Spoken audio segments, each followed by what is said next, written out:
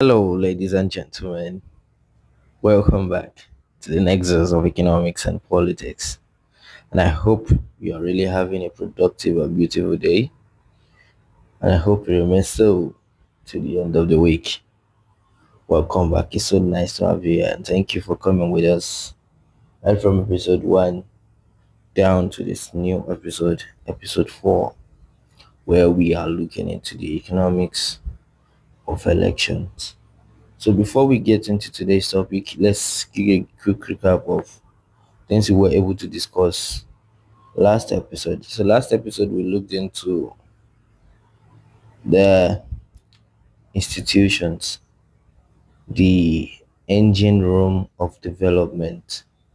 We were able to talk about the fox of believing in an hero or an Eurocentric thought process where we believe somebody is coming to put in place a lot of things that are going to change a number of things. So we're able to discuss the need of the fact we're able to look into the fact that most often we do not need good individuals or charismatic leaders. As much as that is great, but much better than that, we need institutions that are reliable and predictable. We were able to provide answer to the question of the fact that why an African country will be shaken by one single bad leader, and countries like the United States and United Kingdom will be able to stand the test of time even with series of bad leaders. We're able to establish that the reason for that is because there are institutions and systems in place to check and balance situations where these leaders are not so competent or these leaders with their selfish interests come on board. That is what we termed as a defensive pessimism, where we explain that it means the assumption of incompetency or selfish interest of the leaders that are coming on board, and the provision of systems and institutions in place to check and balance them and keep them in check as such that one bad leader doesn't entirely rather ruin the trajectory of the country or the nation in entirety. So welcome back once again, and I'm your host for today, Olamide Koniniola.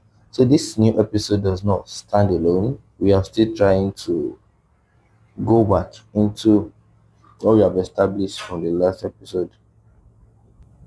As I was saying, we're going to link it back to the last episode because last episode we were able to establish the answer we needed, and that was institutions. They need to have strong and established and sovereign institutions as such that it's not just susceptible to whatever any leader says. That is, even if a leader decides to go down the wrong lane, there are institutions in place to keep such leader in check.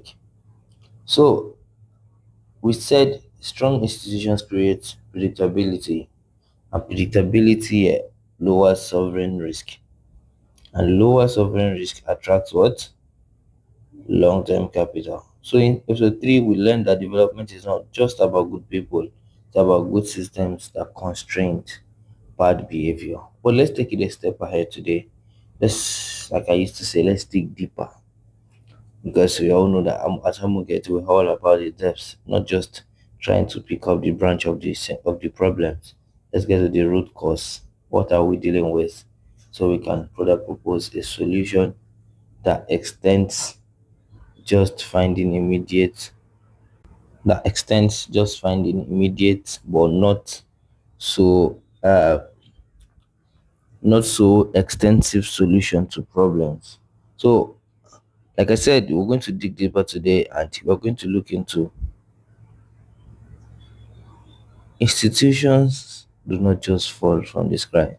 They are built, weakened, protected, or destroyed by these people who win elections.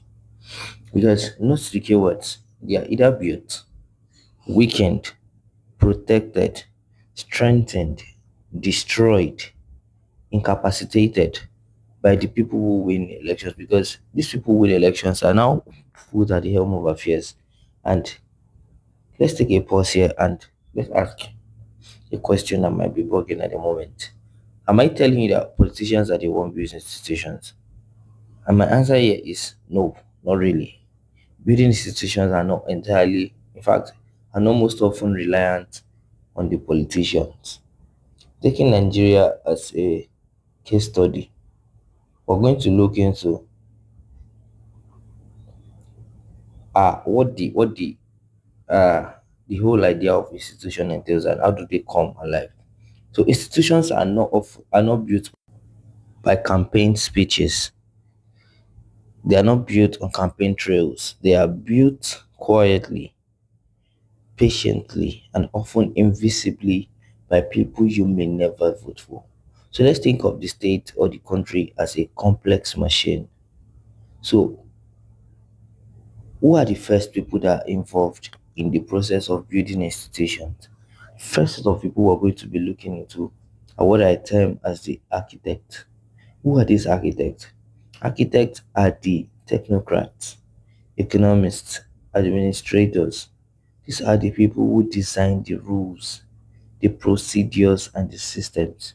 And in context of designing, we are saying these are the people that look into the future. What future are we looking to project for this country? What development plan are we putting in place? What industry are we leaning towards? What strength are we looking to exploit? What weaknesses are we looking to avoid? So these people are, they rarely run for offices. You often see them in the civil service. We often see them across industries. We often see them as political technocrats, like I mentioned earlier. So they write the manuals. They are the ones that come on board and they deliberate. They are the think tanks. They put together the projection. And when the projections are now in place, they are now the ones that build these systems around it that work towards it. So the next set of people are the gatekeepers. So what are these gatekeepers? These gatekeepers are the elected leaders. They don't design the engine, but rather they are the deciders whether the engineers are protected or fired. Now, where does this play immediate impact? They do not control the system, they do not build the system, but they are the ones that are they are the one that can offer incentives to those that are in charge of building systems, as such that the incentives are so great, these people are so motivated to deliver. They want to put in their all into the growth of the country or of the state. But institutions where the incentives are not motivating enough, these professionals that we mentioned earlier, the architects, tend not to give in their all, and even at times go to places where their values are more offered. I mean, their offers rather are more valued, as such that we now start dealing with situations like brain drain in the country. So these elected officers, these gatekeepers, are the ones that are in control of the individuals that we termed as the architects. So now the next one we're going to talk about are the blueprints. So the blueprints are like the context of the regular blueprint. They show the plan written, they show the direction, they show the ways to go about it. So they are the laws and the constitutions. So they are the ones that the rules and regulations that guide the individuals, guide the architect, guide um, the gatekeepers, and guide the citizenry. So without this blueprint, the institutions would not survive personality changes. So this is saying that they are the one that detail this the limitations and also the what the extent of power of each of the gatekeepers and even the architect here. And finally, we're going to be looking at the most underestimated layer, that is the what? The citizens and norms. So institutions only survive when the society expects rules to matter, when there is sovereignty or there is supremacy of the rule of law when the people are conforming and not just an anarchical system. So when you look through all of this, we're able to establish that elections do not we decide who build institutions. Rather, they decide who controls the oxygen supply, who makes or break these systems after they have been put in place. So today we are moving from the engine to the fuel. Note our idea or our projection, what we are trying to give this into, is a vehicle. And in the very beginning, in the course of our previous episodes, we explained that the leaders are the drivers, the institutions are the engine, and that the citizenry are the tires. So we said we were able to establish that all of this are what determines how far the vehicle of development will move and how efficient the development process will be. So now, today let's look into the fuel. Let's try to examine elections. We know what elections are. Elections are the process of what? Of choosing the constitutional process. The process of choosing who the leadership from top to bottom of a nation or of a state. Now, having understood rather what we mean by elections, let's now examine elections today, but not as civic rituals. But today we're going to look at elections as economic marketplaces. Like I said in the beginning of the, I said the topic for today is the economics of elections, where future institutions are bought, where the future of institutions rather are bought, sold, or compromised. So this episode is trying to look at the core of our issues, because once we get elections wrong, no institutions, no matter how well designed, can save us.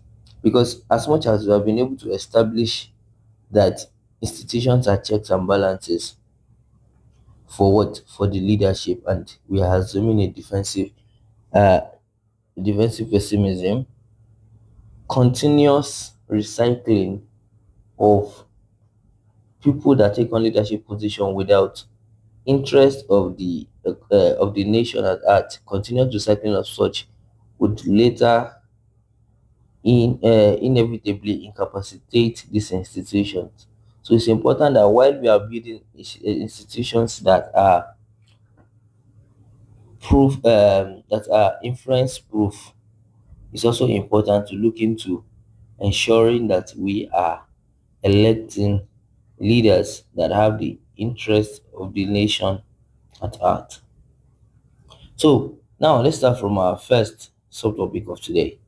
Let's look into public choice and the rationality of bad leadership. So let's start with an idea that often not sits right with idealists, idealists, or liberate policy thinkers. James Buchanan, a Nobel laureate and a founder of public choice theory, warned us against a dangerous assumption.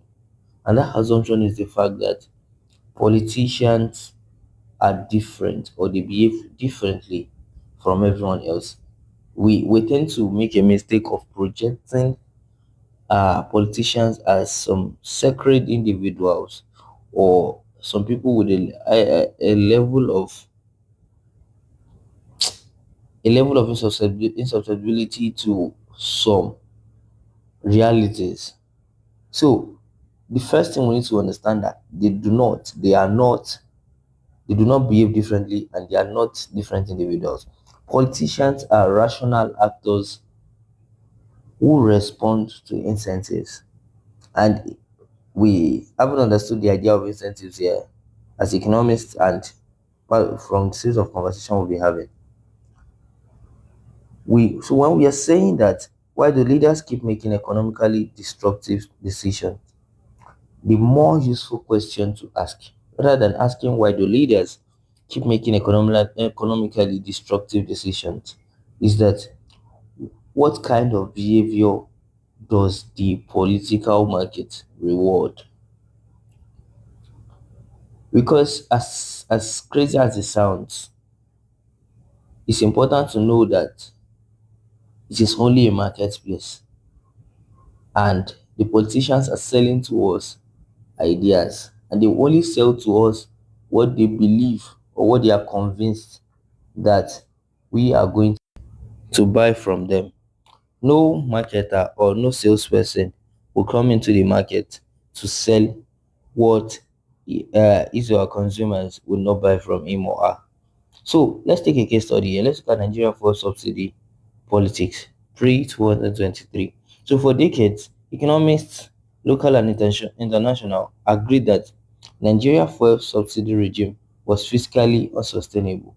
And what is the fuel subsidy? Where the government pays of a part of cost for all of the barrels of oil produced from the country to the producers in charge. So we have said it has been seen or it has been agreed that it is fiscally unsustainable. It distorts market. It crowds out social spending, rewarded smuggling and rent seeking. Yet successive governments maintained it. Why?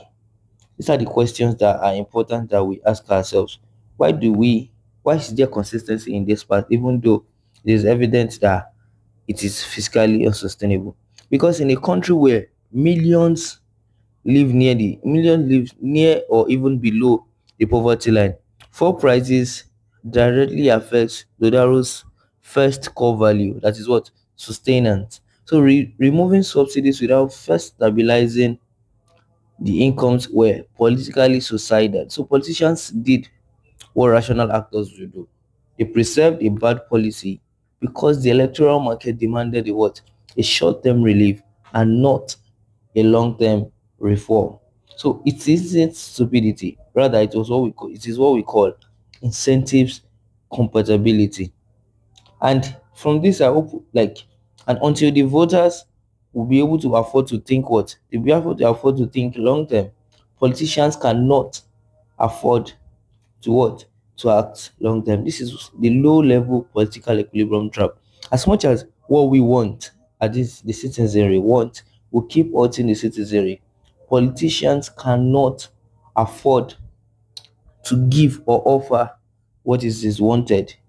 At least they cannot offer what it is needed. Rather, they can only provide what is wanted because there is a low level political equilibrium trap. They have to give them what will suffice for short term and not face the core of the problem. And this is the what the incentives compatibility, that is what they want as against what is actually needed. And we're going to take a short break here and come back to continue with the information asymmetry and why voters buy the wrong promise. Thank you very much for joining us, and in a minute or two we are going to be back to continue our conversation. Thank you. Harmogate, founded in 2008 out of a desire to build transgenerational structures for organizations, institutions, and nations. We have worked with large businesses, international development organizations, and public sector ministries and agencies. Harmogate, our uniqueness is that we do not just work for you, we work with you. For example, we do not leave you to the task after sourcing talent that will help the new hire settle into robust leadership development programs. We are technical experts in advising and supporting institutions on strategy and leadership, artificial intelligence, strategic human resource management, public sector reform, finance, audit and tax, FAT, and strategic communications. We do all this and more out of a desire to transform nations through institutions and organizations. For further inquiries, email contact at the www.amogate.org or call +234 810 999 6666 +234 807 957 4151 and +161 0504 6026 www.theamogate.org. Amogate, building to endure and transforming nations through institutions and organizations. Welcome back. This is the Nexus of Economics and Politics, the development roadmap. So, to round off the conversation earlier, we talked about the compatibility of incentives, why politicians could offer what is wanted by the citizenry and not entirely what is actually needed by them. So, like I said we're going to move into the information asymmetry and where voters buy the wrong promise. So now let's take the analysis up a bit. So in economics, information asymmetry explains why bad products survive and the good ones fail. Now let's have a better understanding of what we are dealing with when we say information asymmetry. So the information asymmetry theory describes economic transactions where one party processes more or better information than the other, resulting in power imbalances. So marketing efficiencies or failures. So this imbalance frequently causes adverse selection of goods, that is poor quality goods driving out good ones, and moral hazard, that is increased risk taking by the what informed party. And now in our situations where we are looking into the concept of elections, where we bring on board the bad leaders as against the good ones that we need. So this explains that politics are no it's no different than the proper markets where information asymmetry also takes place, because votes are being asked for to choose between complex government models, but with limited tools to verify claims, to verify the promises, to verify the oaths of each of the words of the um, politicians or the office runners that they are bringing on board. So voters are being asked to choose between complex governance models. So they rely on signals. They can't confirm or lay substantial hold to all of the claims of these office runners. So let's look at the case study of Argentina. Let's look at Argentina's volatility. So Argentina is a textbook example of how information asymmetry destroys credibility. So across multiple election cycles, candidates promise fiscal discipline, currency stability, investors' confidence, and yet each administration's reversed policies was in power because capital controls one year and currency pegs the next. Nationalization, then privatization, then renationalization again. What's now the result we get from all of this process or this recycling?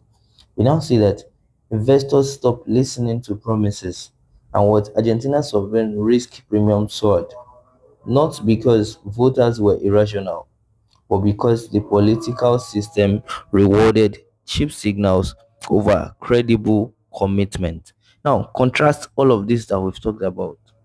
Contrast it with Chile pre 2019. For decades, Chile designed policy continuity regardless of political party, independence, central banking, respect for contracts, and gradual reform. As a result, election did not frighten capital. Chile's challenge later became social equity, but economically, the signals worked. So the lesson is clear. Market do not punish democracy, they punish unpredictability. And I feel like through the course of all of our conversation, we've been able to establish this at different points in time. Because we said in the last episodes that um capital is coward. Capital do not come to stay in a place where the risks are too much to bear. So markets do not punish democracy, rather what it punishes unpredictability, it punishes abrupt changes that cannot be envisaged.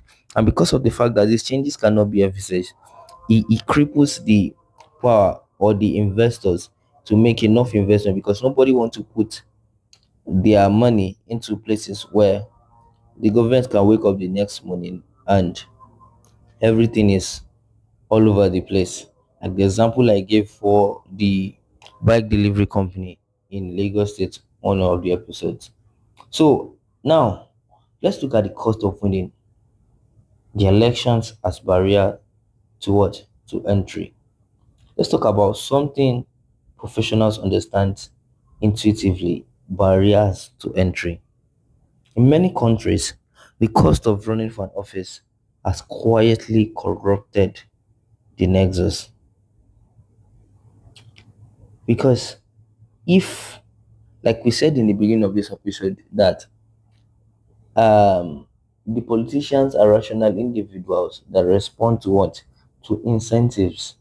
And the core incentive of an individual is to you make an investment in a system or in anything, and once you incur the cost, you want to also what? Reap the benefit that comes with it. Maybe not entirely material at every point in time, but in the very base of where you're at, you want to ensure that what you are earning a return or a benefit as to what the investment. Let's take a more a direct example so we can further understand the context of what we're dealing with.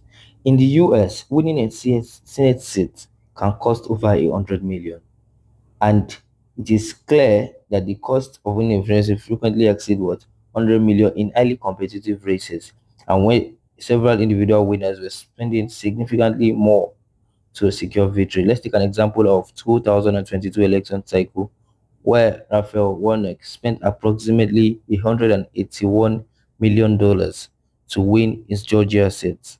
So, in these situations now, this immediately filters who can run and who do they owe afterwards. So, political policy outcomes are shaped not only by ideology but by campaign creditors. What are the source of these finances? Who are those that are making sure these finances are available for these individuals that are running? We just made an example of Raphael that spent over 181 million naira. So who are the source? What is the source of this finance? And who are these people that they are owing afterwards? Who are his creditors? Because clearly, so policy outcomes are shaped by these campaign creditors, the corporate donors, those the corporate donors that gave the money, the interest groups, the political actions committees. But this system still functions. But there's an issue now. It tilts incentives. Now imagine this same dynamic dynamics that we just established now in the US in a weaker institutional environment. Let's take a look at Kenya and its infrastructure politics. Large Kenya infrastructure projects became what? Campaign repayment tools. Contracts go to the financiers and not efficiency leaders. Debts accumulate without what? Productivity gains. And that is how election quietly turn public office into extraction mechanisms. Because these people need to pay back all of the costs they have incurred process of what running for the offices. So the tragedy is the fact that the voters do not often see this do not often see these connections until years later when debt servicing crowds our healthcare. Most of the African countries are paying tons of money, tons of millions of dollars are going from their account to debt services, not even the actual debt repayment. They are going into debt service, they are incurring a lot of cost to service the debt that they own. So now that we've been able to look into all of this and we've seen the fault, first we just rounded up with the cost of winning the elections. Now we've spoken about the information asymmetry and why the electorate tend to follow by the wrong promise. We've also spoken about the low level practical political equilibrium, that is the incentive compatibility, where we are able to look into what the public actually wants versus what the needs are. So all of these things are the factors that shape our electioneering process. They tilt the incentives, they tilt what is expected. So now, like we used to do in all of our episodes, after laying out all of these problems, after laying out the realities that we deal with, it's important that we are able to look into proposed solutions to make them work. So how do we audit an election properly? So how should we approach elections? First thing we need to know is not emotionally, not tribally, not religiously, because you know, because it's now a tradition for the office runners to look in, especially in African countries now, to look into emotional biases they can bring on board, religious biases where they start leaning towards one religion that has the higher population. So now it's important that when we are looking into elections now, it's important that we look at them analytically. Let's be straightforward and objective with it. We need to ask some questions. Most importantly, these three questions. What incentives does this system reward? Because if you are creating a system that rewards chaos, then chaos will govern. What I'm saying is if chaos wins elections, then what? Chaos will govern. What signals are being sent to what? To capital and institutions, because market listens even when citizens don't, and market would not fall prey to a mistake more than once.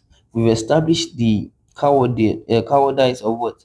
Of capital. We've established the risk analysis of what? Of investors, and nobody wants to make the same mistake twice. Then most importantly, who are those funding this campaign? Who is paying for the campaign, and what is the plan for repayment? Because elections do not just select leaders, they price the nation's future. And here is the hard reality: you do not get the government you deserve, you get the government a political market produces.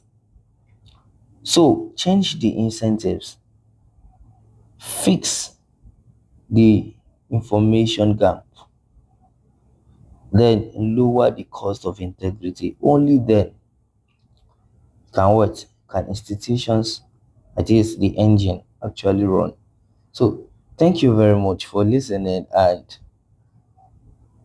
over the course of this episode, we've been able to look into the economics of elections, and we've been able to establish some subtopics, and I hope that we are now better equipped with information as to what the economics of elections properly entails. So, in the next episode, we'll zoom out to global nexus. We'll look into how domestic politics collide with trade, debt, and geopolitics, and why sovereignty today is economic before it is political. I am Olamilekan Niniola, and thank you for joining us. See you in the next episode of the Nexus of Economics and Politics, the Development Roadmap.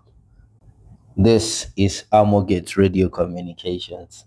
So thank you very much for listening today.